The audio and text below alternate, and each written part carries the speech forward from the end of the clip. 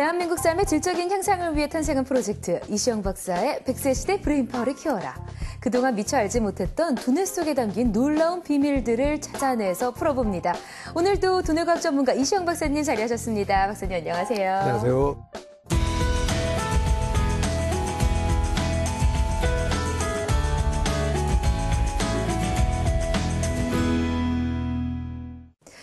이번 주 최신 뇌과학 뉴스로 좀 시작을 해보겠습니다.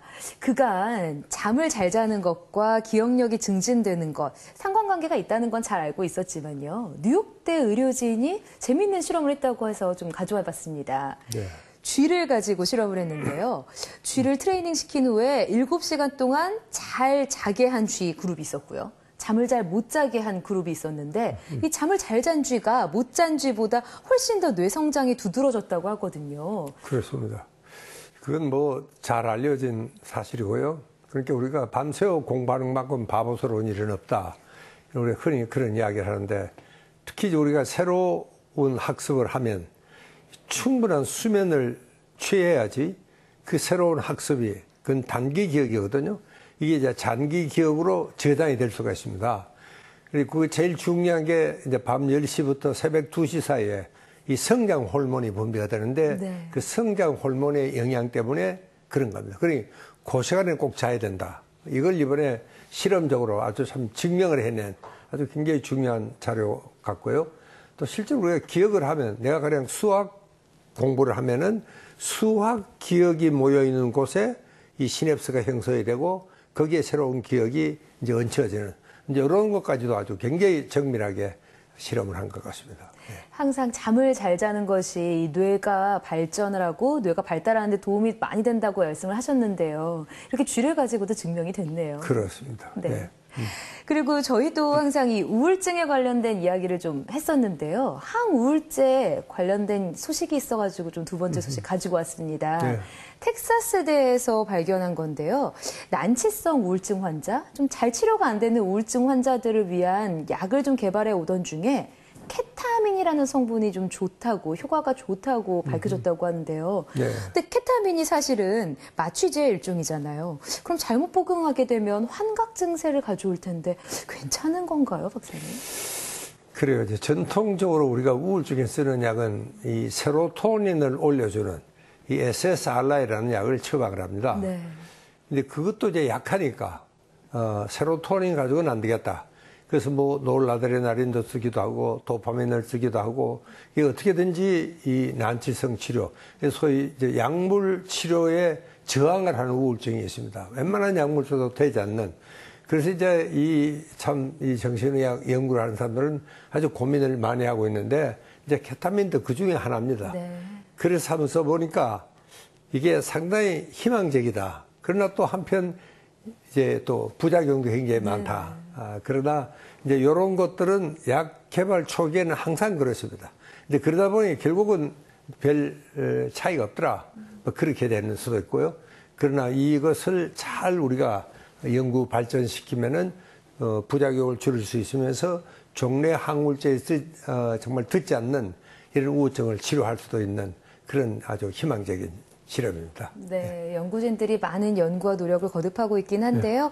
우울증 환자들을 위한 항우울제, 효과적인 항우울제 개발이 좀 빨라졌으면 하는 바람입니다. 자, 이시영 박사의 100세 시대 브레인파워를 키워라. 오늘도 재미있는 뇌 이야기를 준비하고 있는데요. 오늘은 어떤 주제를 가지고 이야기를 하나요? 오늘은 우리가 스마트 기기, 우리 잠시도 손에 놓고도 맞습니다. 정말 네. 자는 동안에도 손을 쥐고 자는 학생도 있을 정도로 이런 스마트 기기에 우리 뇌에 미치는 영향에 대한 공부를 우리가 좀 해봐야 될 것 같습니다. 네, 꼭 필요한 이야기가 네. 오늘 좀 이어질 것 같은데요. 네. 스마트 기기와 뇌의 영향에 대해서 오늘 이시영 박사의 100세 시대 브레인파워를 키워라 이야기 나눠봅니다. 스마트 기기의 홍수 속에 살고 있는 사람들. 언제 어디서든 손쉽게 필요한 정보를 얻을 수 있는 스마트한 시대입니다. 스마트 기기의 발전으로 더욱더 스마트해지는 세상. 어른들은 정보 시대를 따라가기 위해 스마트 기기를 배워야 하고 젊은 세대와 영유아는 스마트 기기로 인해 뇌에 부정적인 영향을 받고 있는데요. 장점만큼 단점도 많은 정보 과잉 시대. 우리의 뇌는 스마트해지고 있는지 스마트 기기의 모든 것을 알아봅니다.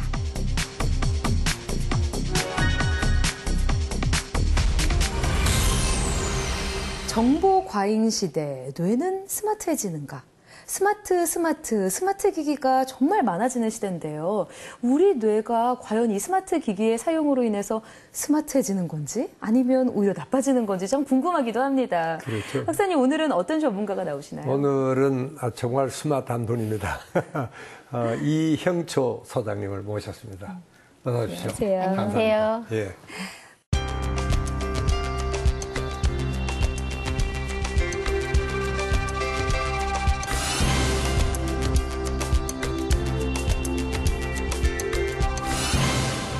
미디어 중독 연구소의 이형초 소장님 자리하셨습니다.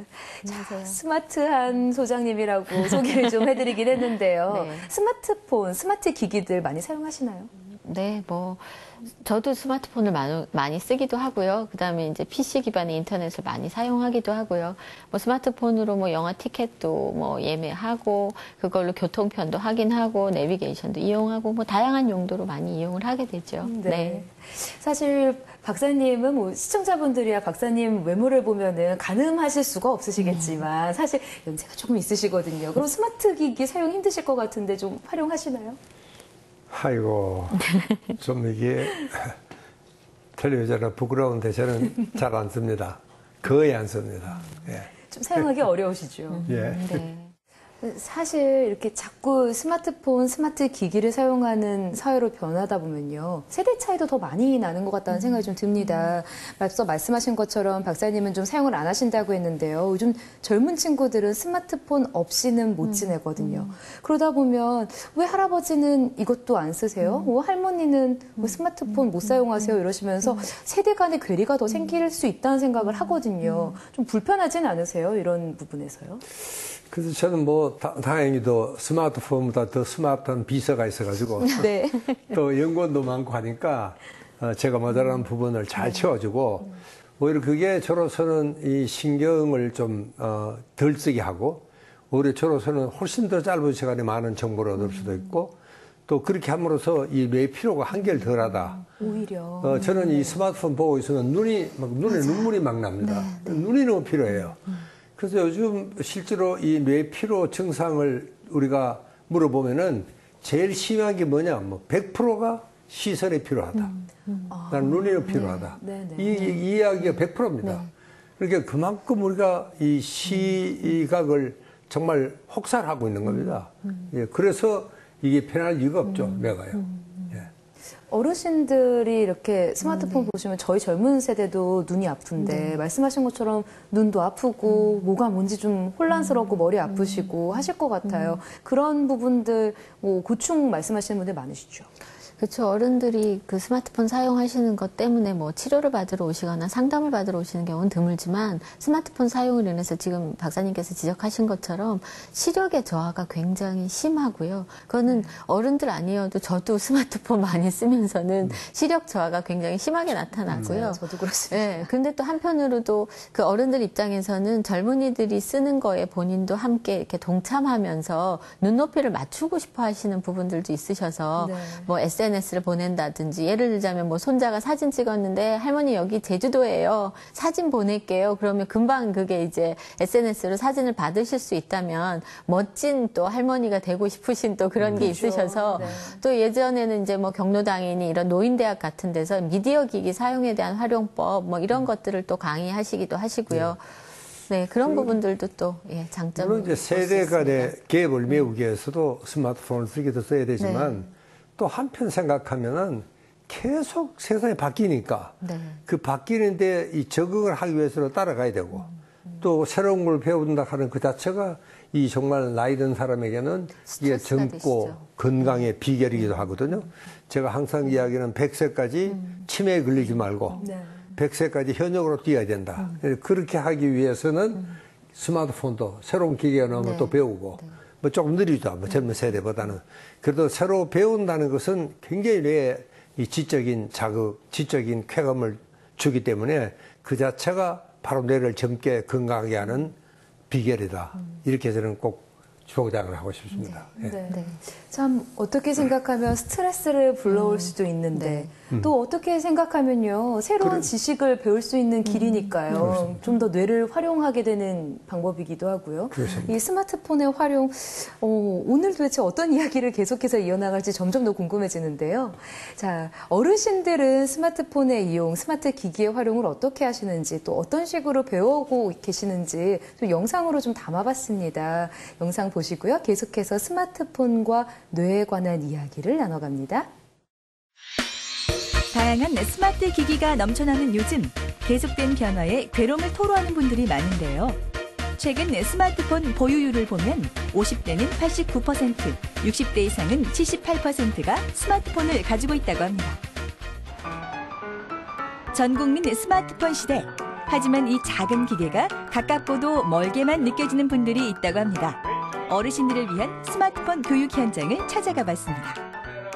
시니어분들이 주로 오시는 수업이고요. 이제 스마트폰을 배우고 싶은데 사실은 우리 손자, 손녀, 며느리 뭐 다 해도 안 알려주거든요. 수업의 열성은 굉장히 높죠. 열의는 높으시고 한 단계 한 단계 차근차근 알려드리고 있습니다. 애들하고 소통을 하기 위해서 요새 스마트폰 가지고 애들 다 하니까. 처음에는 핸드폰을 켜고 끄는 것도 어렵고 애플리케이션을 사용하는 것도 버거웠다고 하는데요. 스마트폰 강좌를 들으면서 손바닥만한 기계 앞에 움츠러들었던 자신감을 되찾았다고 합니다. 누르면 잘못되지 않을까? 혹시 뭔가가 잘못돼서 고장나진 않을까? 혼나지는 않을까? 뭐 이런 경험들이 있으시기 때문에 두려워하시죠. 그래서 그 부분이 제일 어려우신 것 같아요. 그래서 그 단계를 뛰어넘어서 눌러도 상관없구나. 그 이후에는 계속 눌러보시고 자기 개발하시고 찾아내시고 학습이 저절로 되는 거죠. 수업 열기가 정말 뜨겁죠? 더디지만 차근차근 새로운 것을 배워나가는 모습이 참 보기 좋은데요. 스마트폰 강좌를 듣기 시작하면서 가족들과도 더욱 돈독해졌다고 합니다. 이제는 오히려 가족들이 사용법을 물어올 정도라고 하네요. 뿐만 아니라 젊은이들 못지않게 스마트폰을 활용하고 계신다고 하는데요.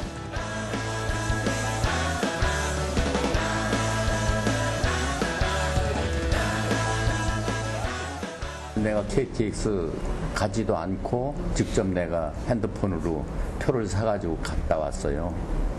그리고 또 이제 간 다음에도 그 지방의 음식점을 모르는데 점심 먹으러 갈 때도 내가 가서 그 지방에 이제 그 음식점을 찾아서 내가 직접 찾아서 가고 그랬죠. 외국에 있는 자녀들하고도 대화하고 또 시집간 딸들하고도 늘 대화하면서 그걸 즐기고 있어요. 어르신들 두뇌를 활발하게 하는 스마트 기기 활용으로 젊은 뇌를 만들어 보세요.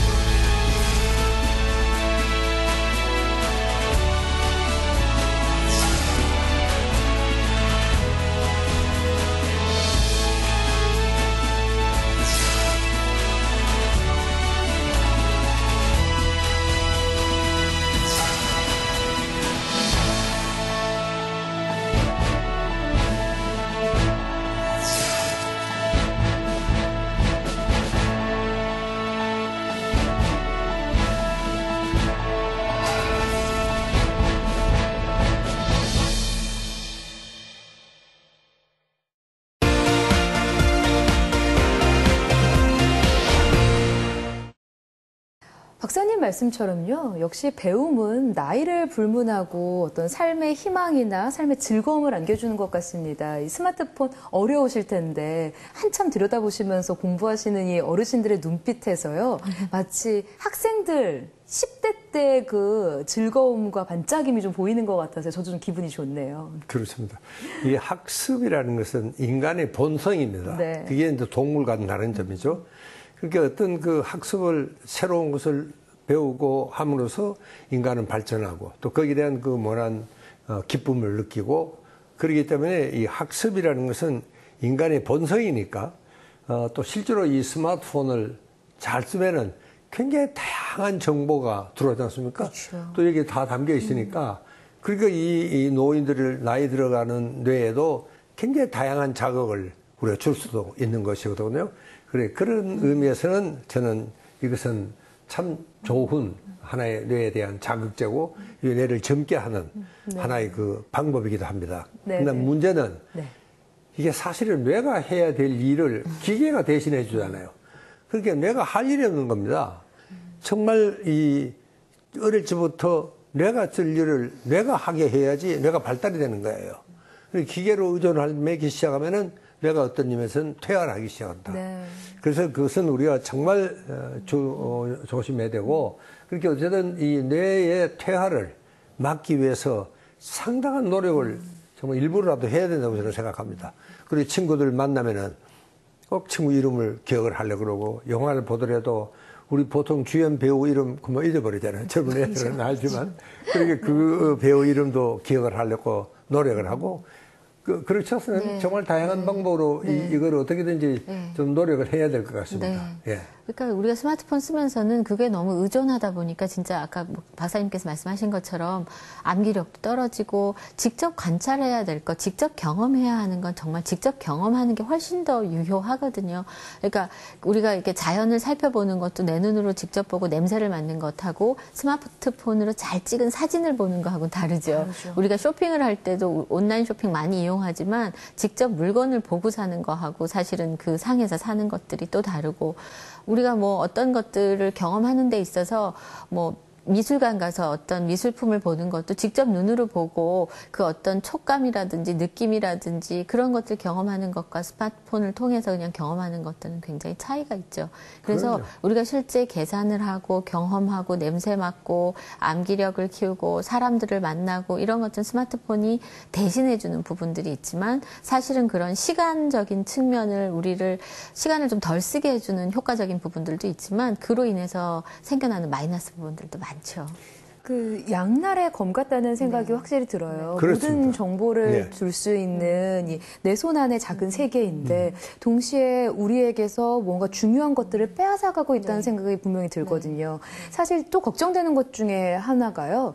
예전에는 친구들 만나고 있으면은 서로 이야기하느라고 정신이 없었어요. 근데 요즘 한번 카페 보세요. 스마트폰 다 들고요. 다 같이 앉아 있는데 서로 각자 자기 핸드폰을 쳐다보면서 대화가 단절되는 부분도 분명히 있거든요. 이렇게 스마트폰이 자꾸만 우리에게서 빼앗아가는 것들이 좀 많다는 생각을 합니다, 부장님. 그렇죠? 그러니까 사람들하고 관계를 더 쉽게 소통하기 위해서 시작된 게 사실은 SNS, 우리가 어떤 소셜 네트워킹 서비스라 그러는데 그래서 시간적인 물리적인 공간이 없이 시도 때도 없이 얘기할 수 있게 할 수 있는 부분들이 있는데 그로 인해서 면대면으로 얼굴과 얼굴을 맞닿아서 얘기하고 내 감정을 나누고 할 수 있는 기회를 오히려 차단하는. 그래서 가족들끼리 식사를 하고 있는데 음식이 나오면 밥을 먹어요. 근데 밥 먹을 게 이제 없어지거나 음식을 다 먹고 나면 한결같이 젊은이들은 고개를 다 아래로 하고 있죠. 왜냐하면 그 사이에 카톡을 하죠. 친구들하고 이렇게 어떤 그런 얘기를 나누고 있는 걸 오히려 그것들이 사람들하고 관계에 어떤 소외감을 준다라든지 거리를 더 멀어지게 하는 것들, 감정적인 공유를 하지 못하게 하는 것. 또 하나는 저는 혼자서 좀 조용히 사색하고 혼자서 자기 자신을 돌아볼 수 있는 시간 자체를 스마트폰이 뺐죠. 조금이라도 가만히 있거나 혼자 있어야 되거나 심심하거나 이러면 좀 공상도 하고 상상도 하고 딴 사람들 좀 쳐다보고 나뭇잎은 저렇게 지는구나 뭐 예쁘구나 이런 생각들을 해야 되는데 주변을 돌아보지 않죠. 생각할 시간을 빼앗아 버리는 자기 자신에 대한 인식할 수 있는 기회를 굉장히 많이 박탈하게 되죠. 스마트폰이 분명히 필요한 부분이 있고 우리 삶을 편리하게 만들어준 부분이 있는데 자꾸 이런 식으로 우리의 정신세계를 황폐하게 만드는 문제점이 분명히 존재를 하는 것 같습니다. 근데 동시에요. 이렇게 스마트폰을 계속해서 쓰다 보면은 여기서 나오는 전자파가 우리 뇌에 영향을 물리적으로도 미칠 수 있다는 생각도 하거든요. 이 부분에 대해서는 어떻습니까? 그래요. 이 전자파에 대한 경고는 뭐 학자들이 뭐 오래전부터 줬죠. 스마트폰 나오기 전부터라도. 그런데 이제 스마트폰부터 더 이게 이제 자기 몸과 떨어지지 않으니까 그렇게 더 이제 아주 심각한 문제가 생긴다. 최근에는 뭐 요즘 이제 불임증도 이 스마트폰 덕분이다. 그런 그 피해가 뭐 상당히 많이 지금 보고가 되고 있다는 사실도 우리가 이 스마트폰에 대해서 이 전자파에 대한 걱정을 너무 하지 않는 것도 이게 정말 좀 걱정이고, 그 다음에 저는 이 정신과 의사로서 이 스마트폰이 정말 뇌를 피로하게 합니다. 완전히 거기에 매달려 있으니까. 예, 그렇기 때문에 이 뇌 피로의 정말 큰 원인 중에 하나가 스마트폰이다. 그래서 제가 이 요즘은 힐링이 붐인데 힐링을 원하면은 제일 먼저 스마트폰부터 좀 놔라. 저는 그렇게 이야기를 합니다. 예, 이래야지 이제 이 테크노 스트레스로부터 좀 해봐야 되죠. 그렇죠. 예. 그러니까 우리가 뇌에 지금 박사님께서 말씀하신 것처럼 뇌의 그 팝콘 브레인이라든지 영향을 줘서 뇌의 그 어떤 특정한 영역에 너무 큰 자극에만 반응하게 되고 작은 자극에는 반응하지 않게 되는 거. 그러다 보니까 우리가 학습을 하려면 뇌가 피곤하지 않고 종합적인 기능들이 필요한데 특정한 영역에만 자꾸 뇌의 피로도가 쌓이게 되니까 학습에도 문제가 생기고 뇌의 원활한 활동에 영향을 미치고, 또한 얼마 전에는 뇌암 발병에 스마트폰 사용이 영향이 있다라는 연구 결과도 보이고 있거든요. 그러니까 그 전자파의 문제, 또한 뇌의 피로도의 문제, 그러다 보니까 전반적인 전두엽을 통한 자기관리 능력들을 떨어뜨려서 내가 이 행동을 왜 하고 있지? 난 앞으로 무엇을 해야 하지? 그 다음에 다른 사람들은 지금 어떤 기분이지? 뭐 이런 자기관리, 다른 사람에 대한 공감 능력, 전반적인 이런 능력들이 저하를 가져와서 사람들하고 관계, 어떤 뇌의 발달, 뇌의 기능 저하에 영향이 큰 것 같습니다. 그러면 중독을 예방하는 방법을 좀 알아봐야 될 텐데요. 특히 성인도 문제지만 청소년의 경우에는 스마트폰 중독이 큰 문제가 될 수 있다고 합니다. 그래서 청소년들의 스마트폰 중독 예방법, 예방 훈련을 하고 있다고 해서 그 현장을 찾아가 봤거든요. 영상 함께 보시고요. 계속해서 이야기 이어갑니다. 스마트 기기 중독이 해가 갈수록 심해지고 있는 상황. 특히 스마트폰 중독 위험군은 매년 증가하고 있는데요. 그중 중학생의 스마트폰 중독 위험이 가장 심각한 수준입니다. 스마트 기기에 중독되면 부정적인 정서 경험과 충동성이 높고 가족이나 삶에 대한 만족과 절제력이 낮다고 하는데요. 청소년들의 올바른 스마트 기기 사용을 위한 스마트 미디어 중독 예방 교육 현장으로 찾아가 봤습니다. 일상생활에 장애가 일어나고 그로 인해서 학업에도 많은 영향들이 있기 때문에 청소년들에게는 심각한 문제들이 생길 수 있고요. 그 다음에 그로 인해서 대인관계에도 많은 영향들이 있을 수 있습니다. 그렇기 때문에 청소년 시기부터 중독 예방에 대한 필요성을 적절히 교육하는 것이 가장 필요하다고 생각합니다.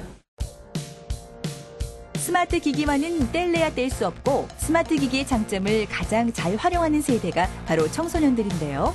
청소년들이 스마트 기기에 빠져드는 이유는 무엇일까요? 인터넷, 특히 정보 검색을 많이 써요. 어플리케이션이나 SNS 주로 우선 친구들과의 관계를 유지하기 위해서 스마트폰을 사용하기도 하고요. 편리하고 손쉽게 다양한 정보를 얻을 수 있으면서 흥미롭다는 점이 스마트 기기의 장점인데요. 그렇다면 스마트 기기 중독의 문제점은 무엇일까요? 대부분 아이들은 스마트나 인터넷의 중독은 게임 중독만 생각을 해요. 그러면 스마트 미디어의 문제점은 뭘까요? 아까 이야기한 것처럼 일상생활에 장애가 생길 수 있겠죠? 그 다음에 기억력이 저하돼요. 우리가 스마트폰에 많이 의지를 하다 보면 거기에 모든 걸 저장하게 되고, 그러면서 웬만한 것들은 그 안에서 정보를 얻으려고 하기 때문에 우리가 스스로 기억하거나 아니면 다른 것들을 하지 않으려고 하는 그런 디지털 치매 증상이 생길 수도 있습니다. 수많은 장점만큼이나 다양한 문제를 초래하는 스마트 기기. 과연 학생들이 얼마나 스마트 기기에 중독돼 있는지 확인해봤습니다. 얼만큼 안전하게 잘 사용하고 있는지 체크리스트. 15가지 문항을 신중히 읽어보고 자신에게 해당되는 부분에 점수를 매기는 학생들. 과연 결과는 어떨까요? 3점 이상이 나온 친구들은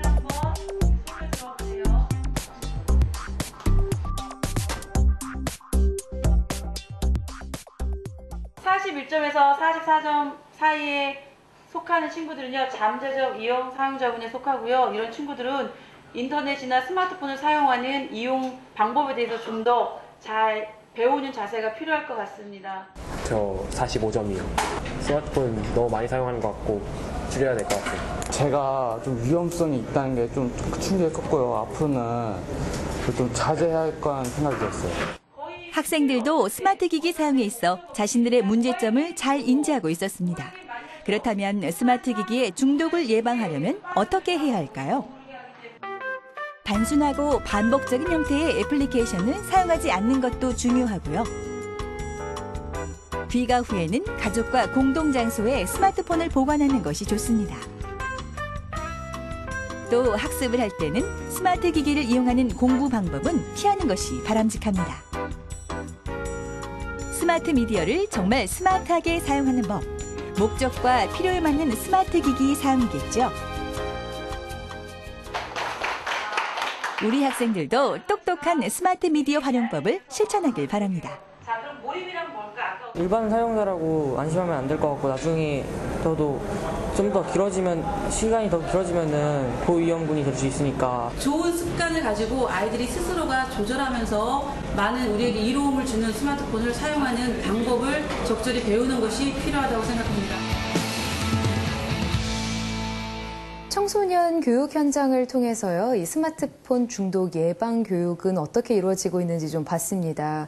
사실 요즘 학생들 수업 시간 전에 핸드폰 다 걷었다가 뭐 학교 시간에 주기도 한다 하는데요. 저희 때만 해도요, 사실 뭐 부끄러운 이야기지만 이 책상 교과서 밑에다가 책을 놓고 보는 경우는 있었어도요. 근데 그게 한계가 있잖아요. 부피도 크고요. 그래서 어떻게 좀 수업 시간에 딴짓을 하려고 해도 쉽지는 않았는데 사실 이 스마트폰은 몰래 넣고 보기가 너무 좋으니까 공부에 상당한 방해가 될 것 같다는 생각을 합니다. 그래서 성인도 성인이지만 아무래도 자기 절제력이 떨어지는 이 청소년들에게는 스마트폰 중독이 문제가 클 것 같은데요. 그래서 청소년들에게 특별히 이런 교육을 시키는 거죠. 네네.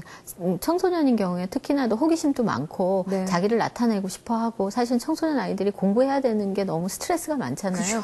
그러니까 자기를 쉽게 빠르게 기분 좋게 할 수 있는 방법들이 큰 돈도 들이지 않고 할 수 있는 게 사실은 뭐 게임이고 스마트 기기를 이용하는 건데요. 그걸 하다 보면 이제 스마트 기기로 게임들을 많이 하죠. 그래서 심지어는 학교에서 이런 경우도 있다라는 얘기를 많이 듣는데요. 스마트폰, 그러니까 핸드폰을 2개를 갖고 와서 옛날 쓰던 피처폰과 스마트폰을 갖고 와서 학교에서 내라라고 하면 옛날 폰을 내고 스마트폰을 그냥 갖고 있는 이런 경우도 있고 실제로 그 스마트폰 사용, 그다음에 뭐 게임 사용으로 인해서 학교가 학업이 중단되고 은둔형 외톨이라고 하는 것처럼 집에서 그냥 계속 스마트폰만 보고 있고 낮밤이 바뀌어 있고 뭐 사람들을 만나지 않고 이런 여러 가지 문제들이 발생되고 있고 특히나 청소년들인 경우에는 그 얼마 전에 나온 통계도 보면 청소년 중독률이 특히 그 중학생의 중독률이 가장 연령대별로 가장 높게 나왔거든요. 거의 중학생이요? 네, 12%, 13% 정도의 중독률이니까 그 아이들 거의 뭐 10명 중에 한 2명 정도는 심각하게 어떤 스마트폰 사용이라든지 PC 게임의 사용이라든지 이런 문제가 있다라고 보여지죠. 예. 네. 그 정도면은 이제 우리 정신과에서는 계속 새로운 진단명이 자꾸 등장을 합니다. 최근에는 이제 그래서 스마트폰 중독 증후군이다. 스마트폰 증후군이다. 이런 이야기가 있는데 이게 정말 심해지면은 아이들이 게임 중독, 인터넷 중독은 물론이고 ADHD, 틱 장애, 사회성 결핍증 뭐 여러 가지 정신적인 문제들이 정말 노출이 되는 이런 경우가 참 많습니다. 그리고 이제 저는 좀 걱정스러운 것은 우리 아이들이 스마트폰 게임이라든가 이런 걸 하면은 주로 좌뇌만 자꾸 쓰게 됩니다. 정말 이 아이들이 정말 청소년들 자랄 때는 이 운해적인 감성뇌가 잘 발달이 되고 이 균형이 잡혀야지 지성과 감성이 정말 잘 조화로운 이런 두뇌의 발달이 되고 있는데 이게 너무 지금 편향이 되고 있으니까 저로서는 참 그 점도 정말 걱정이 아닐 수가 없습니다. 예. 스마트폰 중독도 사실 무섭게 와닿지는 않은데 이야기를 듣다 보니까 이거 뭐 술 중독, 약물 중독만큼 위험한 거거든요. 그러면 스마트폰 사용하지 마. 그냥 여기다가 버려놔라고 한다고 풀릴 문제는 아닌 것 같아요. 그럼 어떻게 스마트폰을 사용해야 되는지 그 대책도 분명히 필요하거든요. 그렇죠. 이게 이제 성인하고 청소년이 조금 다를 수 있을 것 같은데요. 성인인 경우에는 스마트폰을 이제 구입을 하시면 거기에 일단 자기가 얼마나 하고 있는지를 볼 수 있는 무료 앱 같은 게 있어요. 그래서 자기의 사용 시간이라든지 영역이라든지 이런 것들을 보면서 아, 내가 정말 너무 많이 쓰는구나. 내가 SNS로 인해서 이렇게 많이 영향을 받는구나를 알 수 있는 어떤 피드백 그런 제한 조건을 걸어놓는 게 필요하고요. 청소년인 경우, 아동인 경우에는 아이들이 무슨 어린이날이나 무슨 크리스마스 때 가장 갖고 싶은 선물, 가장 받고 싶은 정말 최고의 아빠와 최고의 엄마가 되는 스마트폰 기기를 사주는 거잖아요. 그런 거 할 때 사실은 연령이 어리면 그런 최신의 기기를 사주는 건 아이에게 위험할 수 있어서 옛날 쓰던 그런 피처폰, 2G폰을 사주신 게 오히려 더 안전한데요. 근데 그럴 수 없는 경우가 있죠. 그럼 무조건 사주시는 게 이게 좋은 것이 아니라 살 때 그 전에 약속을 해야 할 게 있어요. 자녀와 부모에게 똑같은 앱을 설치해서 아이가 어디에 있는지, 그 다음에 아이가 보지 말아야 되는 그런 음란물이라든지 좋지 않은 앱은 깔 수 없도록 한다라든지, 사용 시간을 확인할 수 있다라든지, 그 다음에 무슨 욕설이라든지 비방어라든지 이런 것들이 들어가게 되면 그게 부모에게도 이렇게 알릴 수 있는 그런 어떤 내용들이 들어왔다. 뭐 이런 것들. 그다음에 시간을 이렇게 설정하는 거. 이런 앱을 내가 깔 거다. 그리고 우리 집은 몇 시부터 몇 시까지 스마트폰이 꺼지는 시간이야. 엄마 아빠 거 다 여기 이렇게 공동의 공간에다 둘 거야. 뭐 이런 식의 사용적인 여러 가지 측면의 사용 설명서 같은 것들을 아이들이랑 같이 만들어서 시작해야 되는 게 어떤 중독을 예방하는 방법입니다. 그래요. 그거 참 좋은 방법인 것 같은데, 이제 문제는 청소년뿐만 아니고 영유아까지도 이게 정말 걱정이라니까 저로서는 정말 걱정을 하지 않을 수가 없습니다. 네, 이 청소년들 예방법을 좀 얘기를 해주셨는데요. 이 청소년들은 그래도 대화가 좀 되는 시기잖아요. 네. 박사님 걱정하셨다는 것처럼 영유아들도 요즘 정말 많이 사용하거든요. 뭐 아이들이 직접 가서 쓰는 건 아니지만 엄마들이 자꾸 보여주다 보니까 그런 문제가 좀 생기는 것 같습니다. 박사님도 그런 거 많이 보시죠? 돌아다니시면서요. 그렇죠. 아이들이 식사하러 가면 부모들이 식사하는 동안 아이들한테 스마트폰을 주면 그 시간 동안 부모들은 식사를 할 수 있으니까 그때 아이들은 그걸 갖고 놀게 되죠. 그리고 아이들은 자기가 뭔가 이렇게 보채면 부모들이 그 아이들을 달래는 조건으로 주게 되니까 영유아의 사용들이 너무 어린 연령부터 시작되고 있습니다. 네, 이 스마트폰 사용이 뭐 전 국민적, 전 세계적으로 보편화되다 보니까요. 이제 아이들, 우리 너무 어린 아이들한테서 이 스마트폰 기기의 사용을 피할 수 없는 상황이 됐거든요. 그래서 얼마 전에 재밌는 광고를 봤는데요. 아이들이 책을 이렇게 넘겨서 봐야 되는데 책을 계속 누르더라고요. 누르는데 안 나오는 거예요. 휴대폰은 누르면 뭐가 뜨는데 책은 눌러도 반응이 없으니까 아이가 이렇게 보고 있다가 휙 던져버리더라고요. 그런 관련한 이 영상을 봤거든요. 그래서 진짜 요즘 아이들한테는 참 큰일의 문제가 아닐 수 없다라는 생각을 좀 하게 됐습니다. 자, 자꾸 어머니들 요즘 아이들에게 애니메이션 보여주고 또 무슨 영상 보여주시면서 아이들의 시선을 좀 회피하려고 하시는 경향이 있는데요. 어느 정도로 유아기 아이들에게 이런 것들이 안 좋은 영향을 미치는지 영상으로 좀 준비를 해봤거든요. 함께 보시죠. 미국 뉴욕의 어린이 의료센터 연구진이 3세 이하 아이들을 대상으로 조사한 결과 스마트 기기로 게임을 하는 아기들은 언어 이해력이나 말하기 테스트에서 낮은 점수를 받았습니다. 아기가 스마트 기기로 게임을 하면 언어 발달에 지장이 있을 수 있다는 것입니다. 최근 만 3세 이하 아이들의 스마트 기기 중독 비율이 점차 높아지고 있다고 하는데요. 과연 스마트 기기는 영유아 아이들에게 어떤 영향을 끼치는 것일까요? 먼저 스마트폰의 자극은 우뇌의 발달을 저하시키는 우뇌 증후군을 유발할 수 있는데요. 좌우뇌가 균형 있게 발달하지 못하는 주의력 결핍 과잉 행동 장애와 틱 장애 같은 질환으로 이어질 수 있습니다. 또 우측 대뇌의 기능 저하는 면역 기능 이상과 공간 지각 능력, 균형 감각 등의 문제를 불러올 수 있습니다. 놀랍게도 스마트 기기에 빠진 아이의 뇌파는 전두엽의 스트레스 뇌파가 증가해 충동을 억제할 수 없는 통제 불능 상태가 된다고 합니다. 게다가 아이들이 스마트 기기에 중독되면 현실에 무감각해지는 팝콘 브레인으로 뇌구조가 바뀐다고 하는데요. 간과할 수 없는 사실은 스마트폰에 중독된 아이들이 또래와의 관계를 잘 맺지 못한다는 것입니다. 지나친 스마트폰 사용으로 자기만의 세계에 빠지게 되고 또래 관계에 흥미를 느끼지 못하는 것입니다. 또 스마트폰을 볼 때 눕거나 엎드려서 사용하면 체형이 비뚤어지고 척추 측만증이 생길 수 있는데요. 이를 방치하면 학습 능력이 떨어지고 성장 장애를 부르기도 합니다. 이처럼 다양한 문제를 야기하는 유아 스마트폰 중독. 스마트폰의 편리함에 가려진 심각성을 미처 깨닫지 못하고 있는 것은 아닐까요?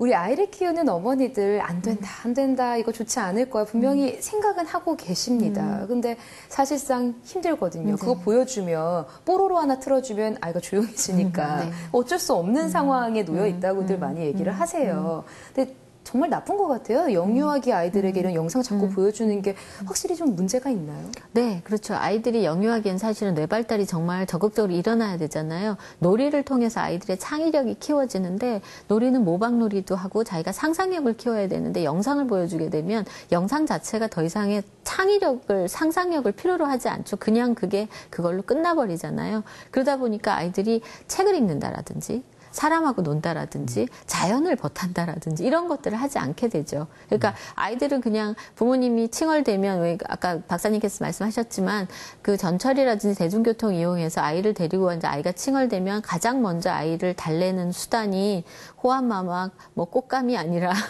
스마트폰을 주죠. 그럼 아이가 금방 하면 그거 가지고 이제 손가락으로 이렇게 하면 얘가 글자를 알든 모르든 그냥 움직이게 되니까 그게 신기하기도 되고 자기의 어떤 반응에 따른 결과가 나오니까 굉장히 재밌고 까르르 하죠. 그 자기도 또 생산감이 느껴지고 뭔가 대단한 일을 한다고 생각하는데 실제로 보면 영유아기에 스마트폰을 일찍 사용했을 때 뇌발달에 도움이 되는 게 아니라 오히려 뇌발달의 부정적 영향뿐만 아니라 정서적인 어떤 조절이라든지 공감 능력, 감성 능력 떨어지고 달라지는 거 하나는 뭐냐면 눈만 나빠져요. 시력 저하만 가져온다라는 연구 결과들이 있습니다. 자, 오늘 스마트폰에 대해서 또 스마트폰 기기의 올바른 활용에 대해서 좀 좋은 말씀해 주신 소장님.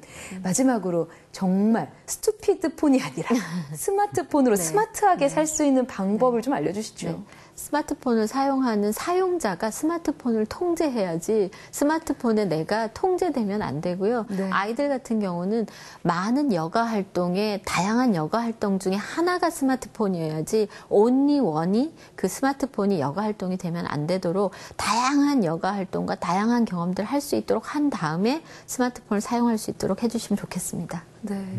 자, 내 손 안에 작은 세상인 이 스마트폰. 이 세상을요, 내가 통제할 수 있을 때 정말 스마트한 삶을 살 수 있게 되는 게 아닌가 싶습니다. 오늘 두 분 전문가 이야기를 쭉 들어보니까요.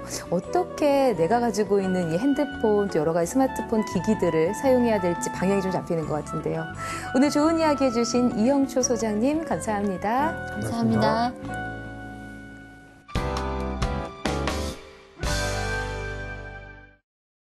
브레인 전문가 이시영 박사가 내리는 브레인 특효 처방전 시간입니다. 스마트 기기의 올바른 활용법에 대해서 오늘 쭉 이야기를 해봤는데요.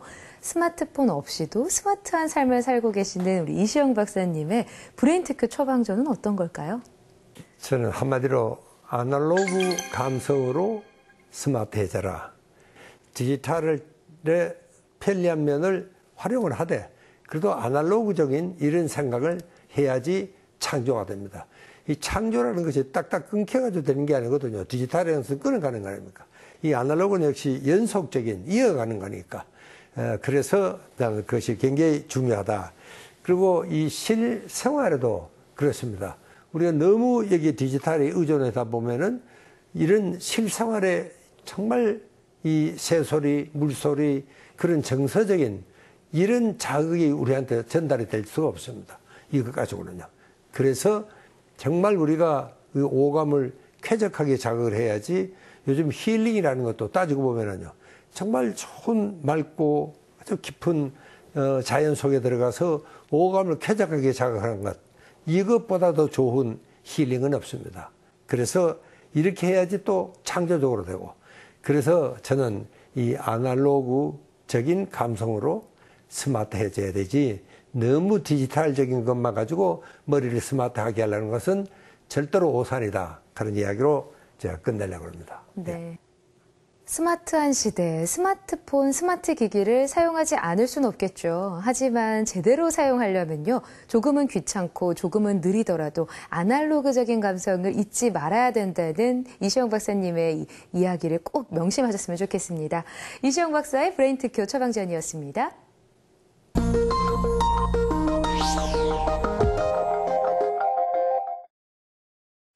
마음을 읽는 두뇌 이야기를 풀어보는 시간, 뇌과학 마음을 읽답니다.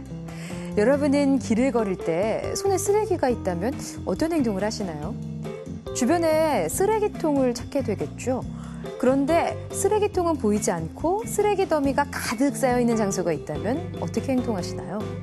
혹시 그곳에 쓰레기를 버릴 생각은 안 하시나요? 사실 이런 경험은 누구나 한 번쯤 있을 겁니다.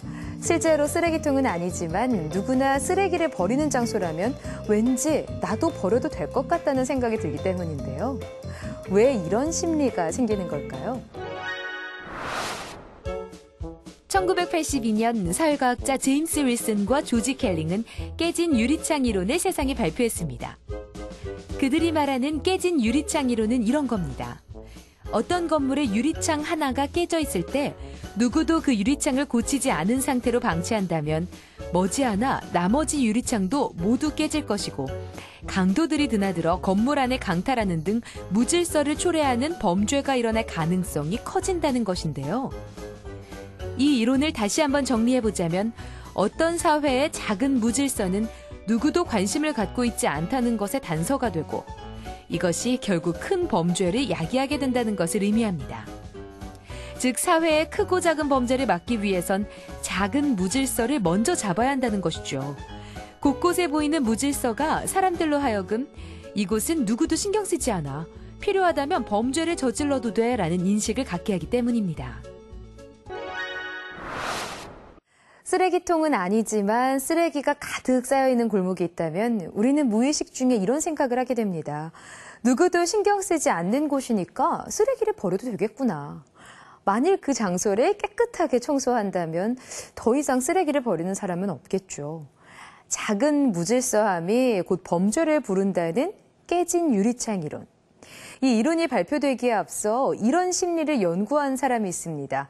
스탠포드 감옥 실험으로 유명한 심리학자 필립 짐바르도가 그 주인공인데요. 이번에는 어떤 흥미로운 실험을 했을까요? 깨진 유리창 이론이 발표되기 전인 1969년 심리학자 필립 짐바르도는 이 이론에 관련한 실험을 했습니다. 먼저 범죄가 많기로 유명한 뉴욕 브롱스 지역과 안전한 캘리포니아 팔로알토 지역에 각각 자동차 한 대씩을 가져다 놓고 엔진이 있는 앞부분에 덮개를 열어둔 채 방치했는데요. 범죄에 있어 상반된 모습을 보이는 두 지역에서 과연 어떤 일이 벌어졌을까요? 우범 지역인 브롱스에선 단 몇 시간 만에 첫 경범죄가 일어났습니다. 자동차에서 돈이 될 만한 부품이 도난당한 건데요. 이후 약 24시간에 걸쳐 다른 많은 사람들이 이와 비슷한 일을 저질렀습니다. 자동차에서 돈이 될 만한 물건들을 모두 빼갔고 그 이후에는 유리를 부수고 차 안에 있는 물건까지 훔쳐갔는데요. 얼마 지나지 않아 자동차는 윤곽만 남았고 아이들의 놀이터가 돼버렸습니다. 그렇다면 우범 지역이 아닌 팔로알토 지역에서는 어떤 일이 일어났을까요? 같은 상태로 엔진이 있는 앞부분의 덮개를 열어둔 채 방치된 자동차는 일주일이 지나도록 처음 상태를 그대로 유지하고 있었습니다. 우범 지역에서와는 확연히 다른 상황이 펼쳐진 거죠.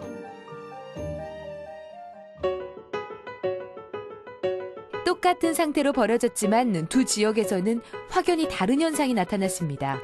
이것은 지역의 특성에 따라 사람들의 기대치가 전혀 다르다는 것을 의미합니다. 우범 지역인 브롱스는 여기서는 무엇을 해도 아무도 신경 쓰지 않는다는 인식을 갖게 한 거죠. 결국 사소한 범죄에 무관심한 사회 분위기가 범죄를 일으켰다고 볼 수 있는 겁니다. 범죄가 많은 사회는 사소한 범죄에 무관심해지고 무관심한 분위기 속에서 더 많은 범죄들이 일어나고 이것은 빈민 지역, 우범 지역의 아주 전형적인 특성이라고 할 수 있습니다.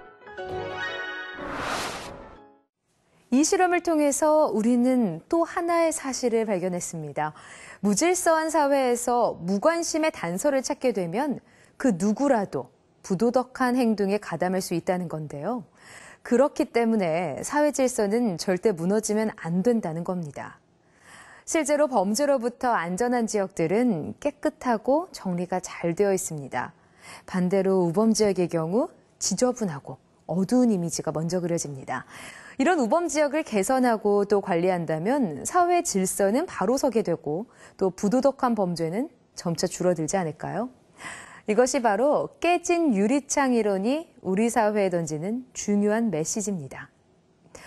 뇌과학 마음을 읽다였습니다.